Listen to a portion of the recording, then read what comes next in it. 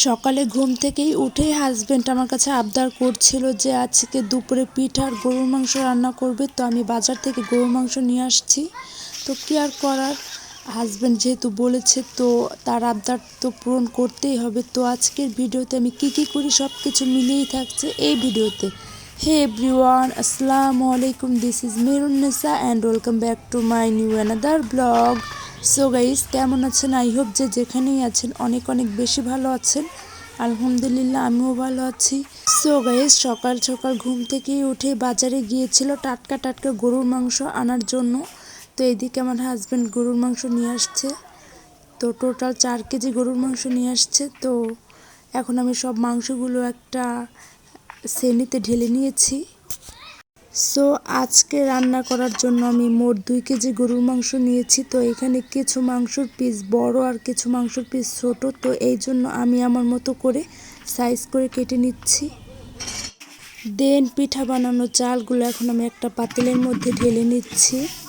So এই চালগুলো আমার ননাসের বাসা থেকে দেওয়া হয়েছে। তো আমার ননাসের বাসার হাতের ধানের চালগুলো অনেক ঘ্রাণ আর অনেক ভালো। দেন এই চালগুলো এখন আমি বৃষ্টির পানি দিয়ে ধুয়ে নিব। তো কিছুক্ষণ আমি এই চালগুলো ভিজিয়ে রাখবো বৃষ্টির পানি দিয়ে, তারপর মেশিনের দ্বারা ভাঙিয়ে নিতে হবে। 2 hours later. ফাইনালি 2 ঘন্টা পর চালগুলো ভাঙিয়ে নিয়ে এসেছে। সো সরি, সব কিছুর ভিডিও ক্লিপ আমি নিতে পারছি না, অ্যান্ড যতটুকুই পেয়েছি ততটুকুই আপনাদের সাথে সব কিছু আমি শেয়ার করছি। তো ফার্স্টে গরুর মাংসটা আমি হাতে মাখিয়ে রান্না করেছি। তো এখানে আমি গরুর মাংসটা আলু দিয়ে ঝোল রান্না করেছি। তো এখানে আমি আলাদা কিছু বাটিতে বেড়ে নিয়েছি আর এদিকে কড়ার মধ্যে তরকারি রেখে দিয়েছি। ফাইনালি চিতই পিঠা বানানোর জন্য এখানে আমি গোলাটা রেডি করে নিয়েছি। ফর দ্য সেকেন্ড টাইম আমি চিতই পিঠা বানাবো। দেন এখানে আমি কিছু গুঁড়ি আলাদা রেখে দিয়েছি, পরে গুলিয়ে নিব। কষ্টের কথা কি আর বলবো, বেসিক্যালি আমি চিতই পিঠা বানাতে গিয়েছিলাম, বাট চিতই পিঠাটা হয়নি। অনেস্টলি আমি অনেক ট্রাই করেছিলাম ভালো করার জন্য, তবুও চিতই পিঠাটা আমি ভালো করে বানাতে পারিনি। দ্যাটস ওয়াই আমি সিটরুটি বানিয়ে নিয়েছি। 3 hours later. আজকে মনটা ভীষণ খারাপ ছিল, আর সেটা রিজন হচ্ছে যেহেতু আমার হাজব্যান্ড আমার কাছে চিতই পিঠা খাওয়ার আবদার করেছিল, আর সেই পিঠাটা আমি শত চেষ্টা করার পরেও আমি বানাতে পারিনি। তো এই জন্য আমি সিটরুটি বানিয়েছি। তো আমার হাজব্যান্ড আমাকে উৎসাহ দিচ্ছে যে মন খারাপ করছো কেন, একটা পিঠা হয়নি তো কী হয়েছে, আরেকটা পিঠা তো ভালো করে বানাতে পেরেছো। তো যাই হোক, এইভাবে চেষ্টা করতে করতে তুমি একদিন পেরে যাবে, চিন্তা করো না। যাই হোক, হাজব্যান্ড দুপুরে গোসল করে খাওয়া দাওয়া করে রেস্ট নিয়ে দেন বাজারে গিয়েছিল কাঁচা বাজার আনতে, যেহেতু বাজারটাও শেষের দিকে। সো এদিকে কাঁচা বাজার নিয়ে আসছে আর কিছু পেঁয়াজ, রসুন, আলু এগুলো নিয়ে আসছে। সো আজকের বাজারে এগুলোই ছিল।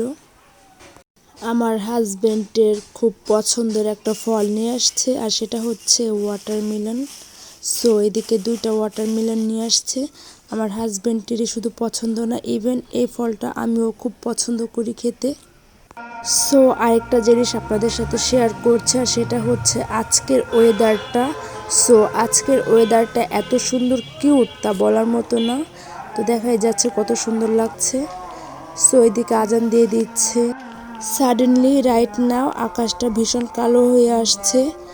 দেন প্রচণ্ড বাতাসও বইছে, হয়তো বা রাতে বৃষ্টিও নামতে পারে। ফাইনালি মাগরিবের নামাজ পড়া শেষ করে গাছের বেগুন দিয়ে বেগুনি ভাজছি।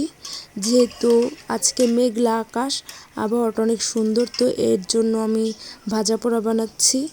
আর এই আবহাওয়ায় সবারই ভাজা পোড়া খেতে ভালো লাগে। সো আজকে বেগুনি ভাজতে ভাজতে ভিডিওটা এখানেই শেষ করে দিব। সো ফুল ভিডিওটা দেখার জন্য আপনাদের সবাইকে অসংখ্য ধন্যবাদ।